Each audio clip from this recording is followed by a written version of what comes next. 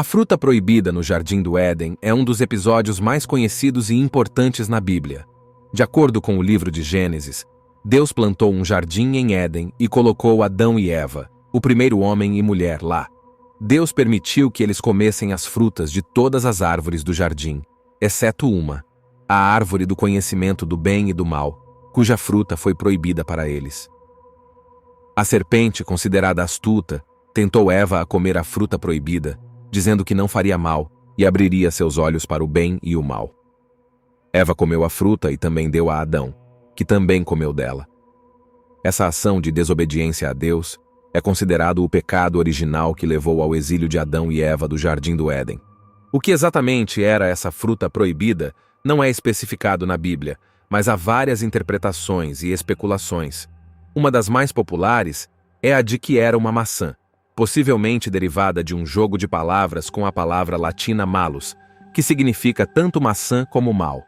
Também pode ter sido uma fruta exótica desconhecida por Adão e Eva, ou até mesmo figos, romãs ou uvas. O importante não é tanto o tipo de fruta em si, mas sim o simbolismo da desobediência, tentação e queda humana que ela representa. Além disso, a fruta proibida é vista como o símbolo do limite estabelecido por Deus que Adão e Eva transgrediram. Ela também evoca a busca pelo conhecimento, mas também a mortalidade, o bem e o mal, a tentação e a mudança radical na perspectiva de Adão e Eva sobre si mesmos e o mundo. A história do Jardim do Éden e da fruta proibida nos lembra das armadilhas do pecado que enfrentamos até hoje. A desobediência de Adão e Eva introduz a morte e o sofrimento na existência humana, representando a queda do homem, que não está mais em um estado de graça perfeita e harmonia com a criação. O que a Bíblia diz sobre a árvore do conhecimento? Ao ler a história da criação, você descobre em Gênesis que havia muitas árvores no jardim. Deus tinha plantado um jardim no leste, no Éden, e lá colocou o homem que havia formado. Deus fez todas as árvores crescerem do chão, árvores que eram agradáveis aos olhos e boas para se comer. No meio do jardim estavam as árvores da vida e da árvore do conhecimento do bem e do mal.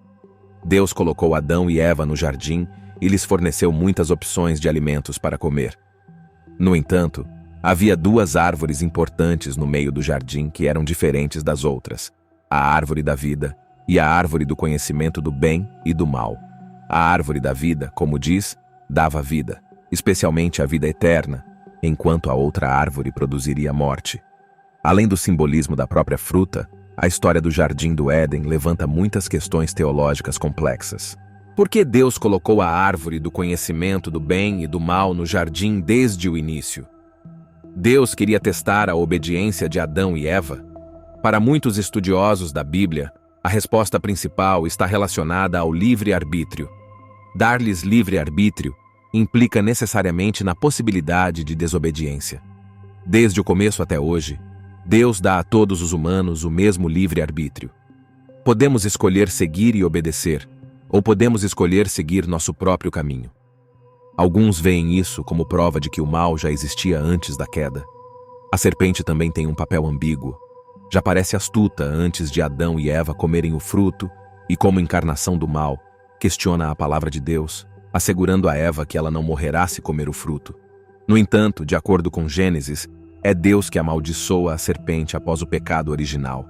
A punição divina também parece desproporcional à ação de desobediência, levantando questionamentos sobre a misericórdia e a bondade de Deus.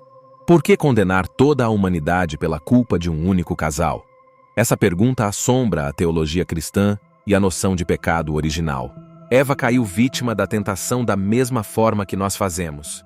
Quero mostrar a você o que aconteceu com Eva, porque isso ainda nos aflige hoje. Para simplificar, Eva rejeitou o que Deus havia fornecido em busca de algo mais ou algo diferente. Quero que você considere as semelhanças entre as frutas em todas as árvores no jardim em Gênesis. Você vê que as árvores eram boas para comer e agradáveis.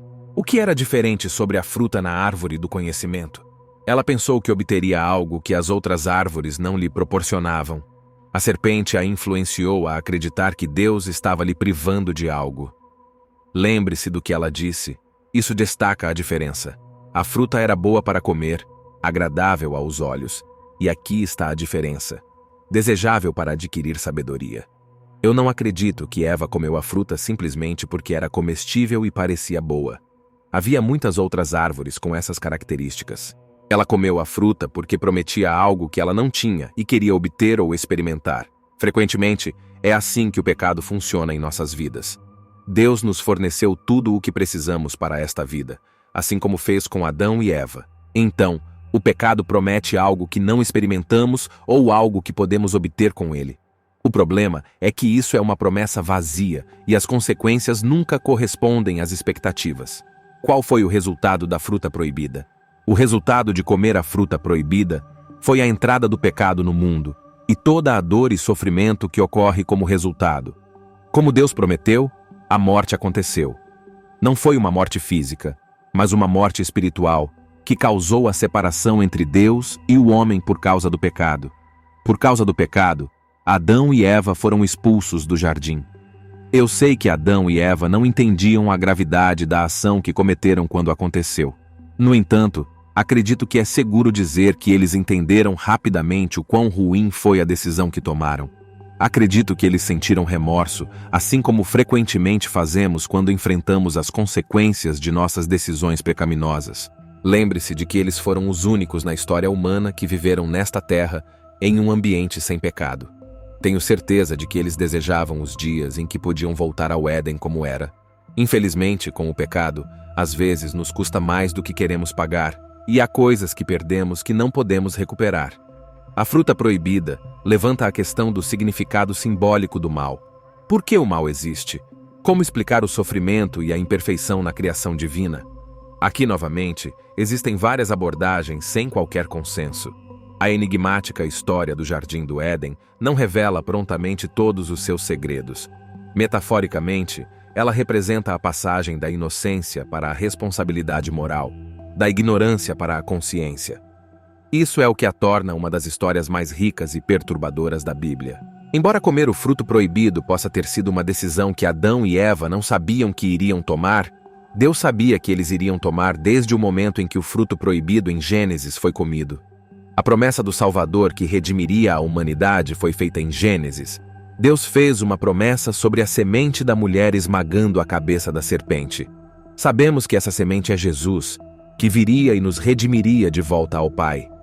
A nossa justiça em Cristo é que um dia poderemos comer da árvore da vida e assim estar com o nosso Deus para sempre.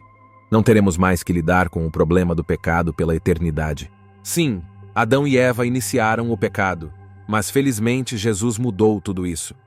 Então o anjo me mostrou o rio da água da vida, tão claro como cristal, fluindo do trono de Deus e do Cordeiro e descendo pelo meio da grande rua da cidade. De cada lado do rio ficava a árvore da vida, que dava 12 colheitas de frutos, dando seu fruto a cada mês. As folhas da árvore servem para a cura das nações. Não haverá mais maldição. O trono de Deus e do Cordeiro estará na cidade, e seus servos o servirão. Eles verão a sua face e terão o seu nome na testa. Não haverá mais noite, e eles não precisarão de luz de lâmpada nem de luz do sol, pois Deus os iluminará, e eles reinarão para todo o sempre. Apocalipse.